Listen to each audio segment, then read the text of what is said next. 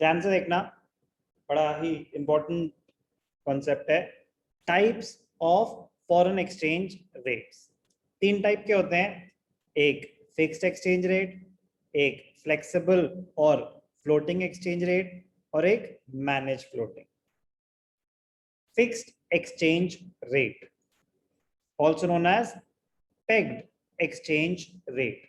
क्या होता है फिक्स्ड एक्सचेंज रेट में? नाम से पता चल रहा है, fixed exchange rate system refers to a system in which the exchange rate for a currency is fixed by the government.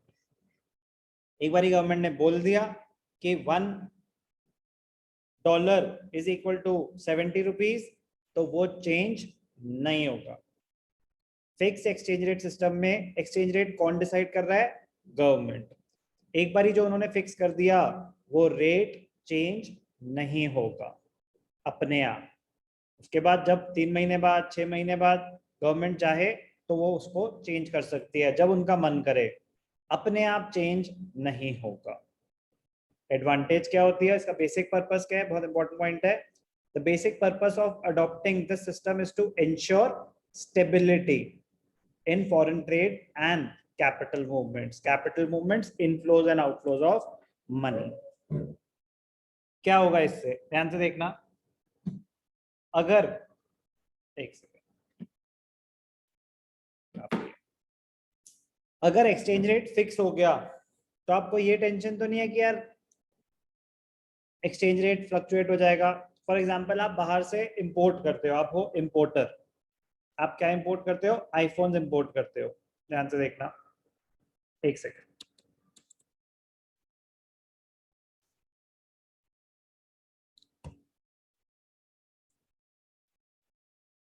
Blank screen visible है?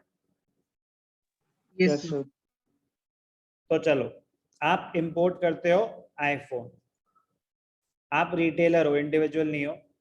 आईफोन का लेट अस अज्यूम रेट है $1000।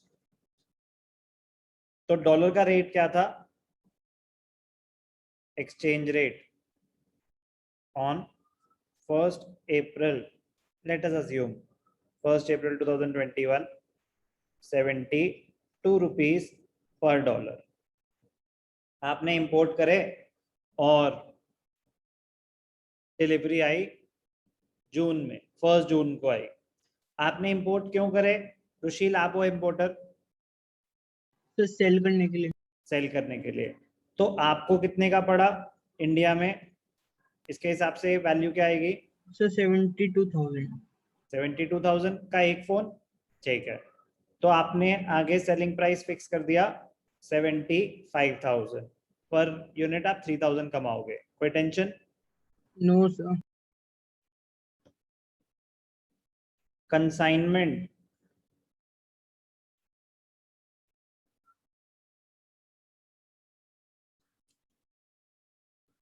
Delivered on 1st June 2021। आपने कहा था भैया delivery पे payment मिलेगी, ठीक है ना? रिस्क नहीं लेना चाहते थे, बाहर से आ रहा था सामान, तो आपने कहा पेमेंट ऑन डिलीवरी, जैसे ही पोर्ट पे आ जाएगा, इंडियन पोर्ट पे, आपके अकाउंट में पैसे ट्रांसफर कर दिए जाएंगे। Okay okay sir. अब क्या हुआ, यूनिट जितनी मर्जी हो, मान लो 10,000 फोन मंगवाए, that is immaterial. Point is, इस दिन एक्सचेंज रेट था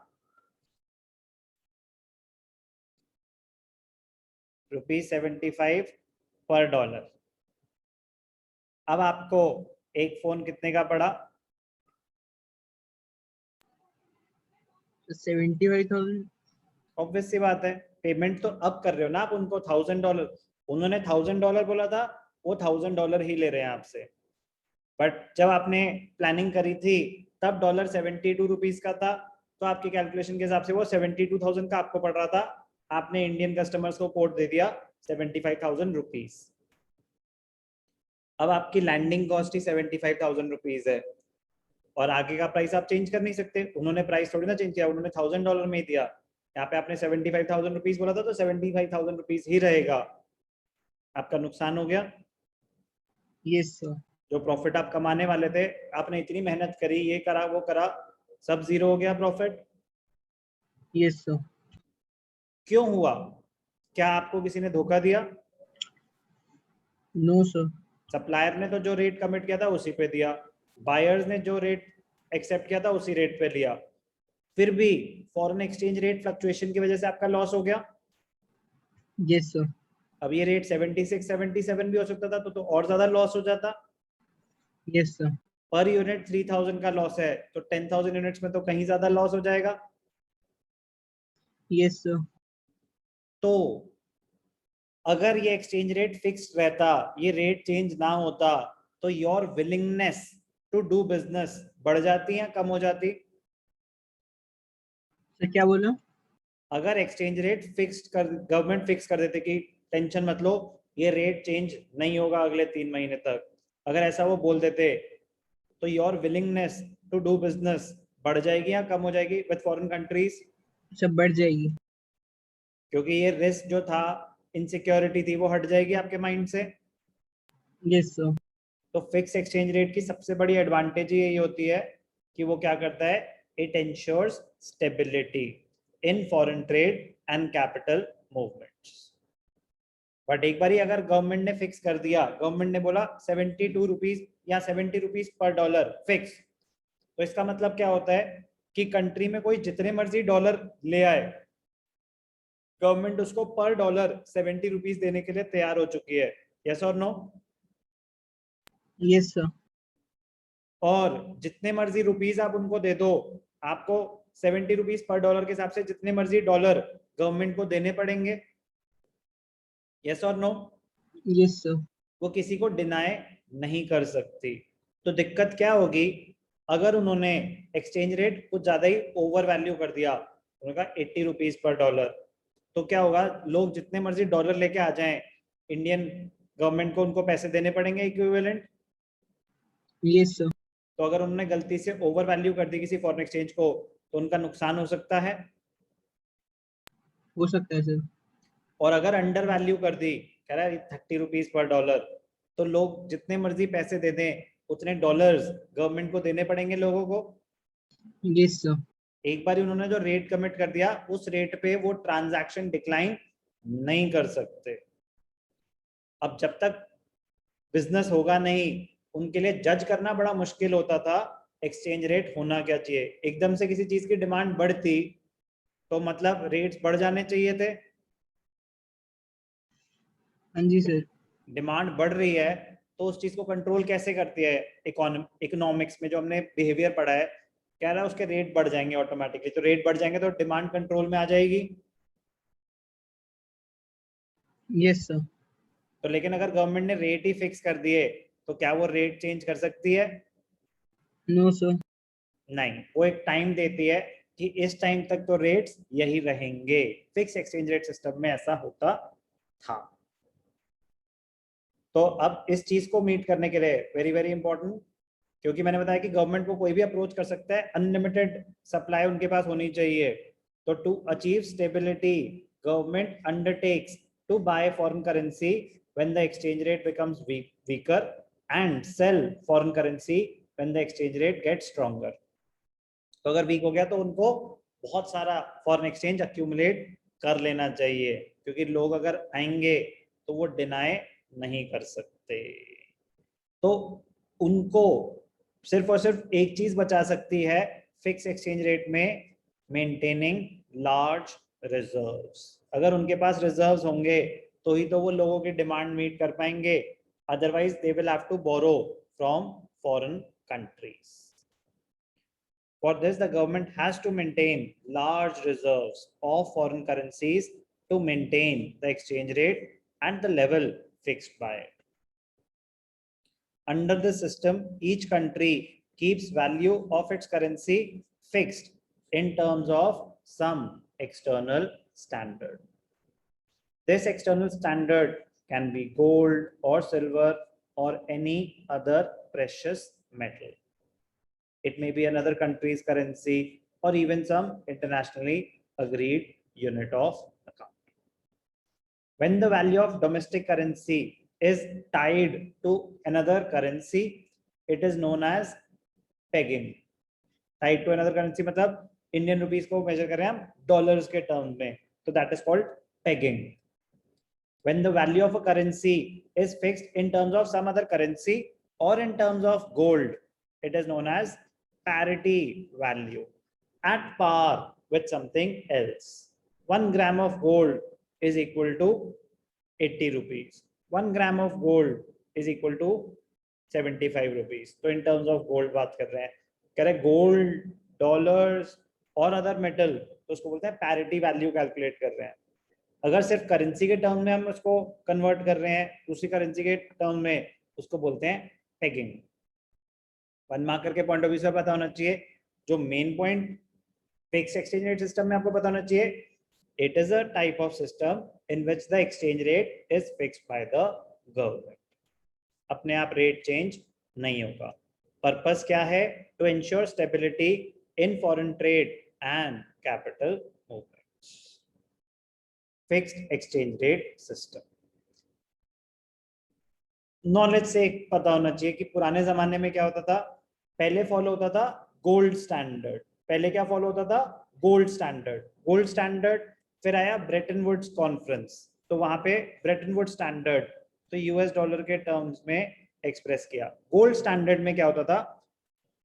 हर एक कंट्री अपनी वैल्यू गोल्ड के टर्म्स में बताती थी. तो जिसके पास गोल्ड के रिजर्व्स ज्यादा होते थे उनकी करेंसी ज्यादा स्ट्रॉन्ग मानी जाती थी. फॉर एग्जाम्पल इंडिया ने बोला, ध्यान से देखना, स्क्रीन विजिबल है?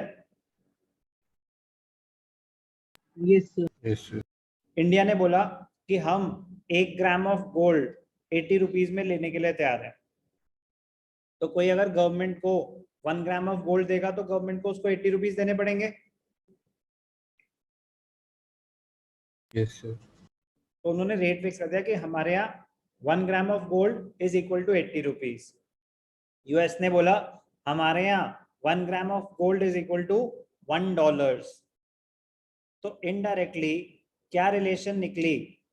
$1 is equal to 80 rupees. Yes और नो? Yes, sir. तो ये थी पैरिटी वैल्यू. यूके ने बोला हमारे यहाँ 1 gram of gold is equal to 0.5 pounds. तो अगर वहां 0.5 पाउंड्स है तो इसका मतलब फिर क्या रिलेशन निकली कि $1 is equal to 0.5 pounds. Yes और Yes, no? sir. Yes, sir. और 1 पाउंड इज इक्वल टू $2 और 1 pound is equal to 160 rupees. हर कंट्री अपनी करेंसी की value in terms of gold बताती थी. सबने अपनी अपनी इन टर्म्स ऑफ गोल्ड बता दी. फिर अगर आपको उस फॉरेन करेंसी के टर्म्स में कैलकुलेट करनी है तो उसको कंपेयर करके कर लिया जाता था जब हम फॉलो करते थे gold standard. In earlier times, rates of all major countries were fixed according to the gold standard. कब से कब तक था? 1870 to 1914. ये सब नॉलेज से, एग्जामिनेशन पॉइंट ऑफ व्यू से जस्ट रीड, इस पे नहीं कुछ लिखने को आ सकता. ब्रेटन वुड्स थी 1944 to 1971. According to the gold standard, external values of all currencies were maintained by fixing their prices in terms of gold. हर एक कंट्री अपने करेंसी की वैल्यू गोल्ड के टर्म में बता देती थी. Central bank of each country was ready to buy and sell unlimited quantities. कह रहा जितना गोल्ड लाना ले आओ, इस रेट पे हम लेने के लिए तैयार हैं. जितना गोल्ड हमसे लेना है ले लो, इस रेट पे हम देने के लिए तैयार हैं. At the price fixed by the government. For example, 1 pound is equal to 5 grams of gold and $1. Example, अगर 1 pound is 5 grams of gold, 1 pound में आपको 5 ग्राम गोल्ड मिल रहा है और $1 में 2 ग्राम मिल रहा है. तो 5 ग्राम गोल्ड लेने के लिए कितने डॉलर्स लगेंगे इस रेट के हिसाब से? $2.5. यस और नो? Yes, sir. अगर 2 ग्राम गोल्ड $1 का है तो 5 ग्राम गोल्ड कितने का होगा डॉलर्स में? $2.5. $2.5. और यूके में 5 ग्राम ऑफ गोल्ड 1 पाउंड का है, तो इसका मतलब 1 पाउंड की वैल्यू इज इक्विवेलेंट टू $2.5। ऐसे एक्सचेंज रेट कैलकुलेट किया जाता था गोल्ड स्टैंडर्ड के टाइम। फिर ब्रेटन वुड्स कॉन्फ्रेंस हुई, तो according to the Bretton Woods standard gold was replaced by the US dollar. US dollar की एक्सेप्टेंस काफी ज्यादा हुई, तो उन्होंने कहा गोल्ड वोल्ड, अब इतना गोल्ड कहाँ है किसी के पास, कह रहे डॉलर्स के टर्म में, डॉलर इज यूनिवर्सली एक्सेप्टेबल, आप सब अपनी करेंसी को डॉलर्स के टर्म में बताएंगे कि आपकी वैल्यू क्या है। तो ब्रेटन वुड्स कॉन्फ्रेंस में क्या हुआ था, gold was replaced bye US dollar as the core of the system. Under the system, all currencies were pegged or related to US dollar at a fixed exchange rate. This system gave birth to the International Monetary Fund as the central institution in the international monetary system. क्या था ये? Fixed exchange rate system.